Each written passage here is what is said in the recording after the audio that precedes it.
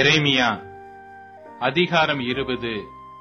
எரேமியா இந்த வார்த்தைகளை தீர்க்க தரிசனமாக சொல்லுகிறதை ஆசாரியன் இம்மேருடைய குமாரனும் கர்த்தருடைய ஆலயத்து பிரதான விசாரணை கர்த்தனுமாகிய பஸ்கூர் கேட்டபோது, எரேமியா தீர்க்கதரிசியை பஸ்கூர் அடித்து அவனை கர்த்தருடைய ஆலயத்திலே பென்யமீன் கோத்திரத்தாரை சேர்ந்த மேல் வாசலில் இருக்கும் காவல் அறையிலே போட்டான்.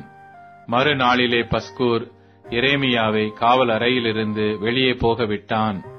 அப்பொழுது எரேமியா அவனை நோக்கி, கர்த்தர் உன்னை பஸ்கூர் என்று அழைக்காமல் மாகோர் மீசா பீப் என்று அழைக்கிறார். மேலும் கர்த்தர், இதோ நான் உன்னையும் உன் எல்லா சிநேகிதரையும் பட்டயத்துக்கு ஒப்புக் கொடுக்கிறேன். உன் கண்கள் காண இவர்கள் சத்துருக்களின் பட்டயத்தால் விழுவார்கள். யூதா அனைத்தையும் நான் பாபிலோன் ராஜாவின் கையில் ஒப்புக் கொடுப்பேன். அவன் அவர்களை சிறைப்பிடித்து சிலரை பாபிலோனுக்கு கொண்டு போய் சிலரை பட்டயத்தால் வெட்டி போடுவான்.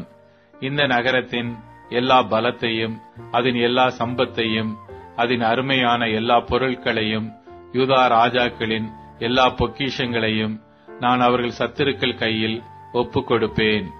அவர்கள் அவர்களை கொள்ளையிட்டு பாபிலோனுக்கு கொண்டு போவார்கள். பஸ்கூரே, நீயும் உன் வீட்டில் வாசமாயிருக்கிற யாவரும் சிறைப்பட்டு போவீர்கள். நீயும் உன் கள்ள தீர்க்க தரிசனத்துக்கு செவி கொடுத்த உன் சிநேகிதர் யாவரும் பாபிலோனுக்கு போய் அங்கே மரித்து அங்கே அடக்கம் பண்ணப்படுவீர்கள் என்று சொல்லுகிறார் என்றான். கர்த்தாவே, என்னை இணங்க பண்ணினீர், நான் இணங்கினேன். நீர் என்னிலும் பலத்தவராயிருந்து என்னை மேற்கொண்டீர். நாள்தோறும் நகைப்புக்கு இடமானேன். எல்லாரும் என்னை பரிகாசம் பண்ணுகிறார்கள். நான் பேசினது முதற்கொண்டு கதறுகிறேன். கொடுமை என்றும் பால் கடிப்பென்றும் சத்தமிட்டு கூறுகிறேன். நான் கூறின கர்த்தருடைய வார்த்தை நாள்தோறும் எனக்கு நிந்தையும் பரிகாசமும் ஆயிற்று. ஆதலால் நான் அவரை பிரஸ்தாபம் பண்ணாமலும் இனி கர்த்தருடைய நாமத்திலே பேசாமலும் இருப்பேன் என்றேன். ஆனாலும் அவருடைய வார்த்தை என் எலும்புகளில் அடைபட்டு எரிகிற அக்கினியைப் போல் என் இருதயத்தில் இருந்தது.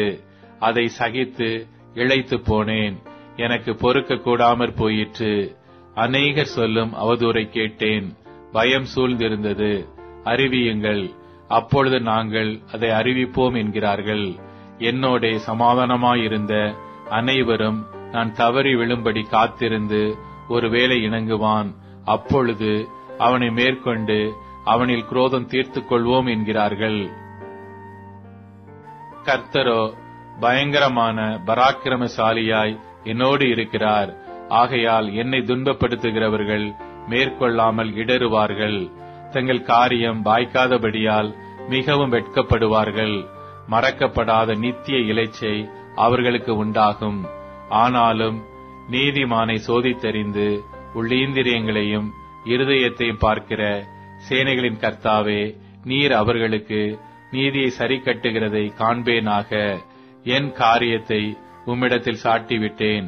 கர்த்தரை பாடுங்கள், கர்த்தரை துதியுங்கள்.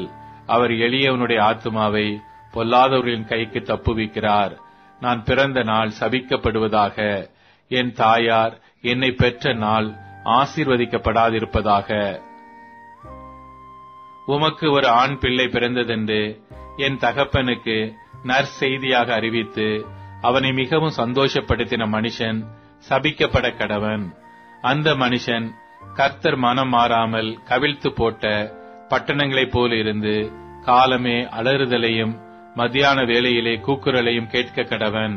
என் தாயார் எனக்கு பிரேத குழியும் நான் என்றைக்கும் பிரசவியாத சூலுமாய் இருக்கத்தக்கதாக கற்பத்திலே நான் கொலை செய்யப்படாமற் போனதென்ன?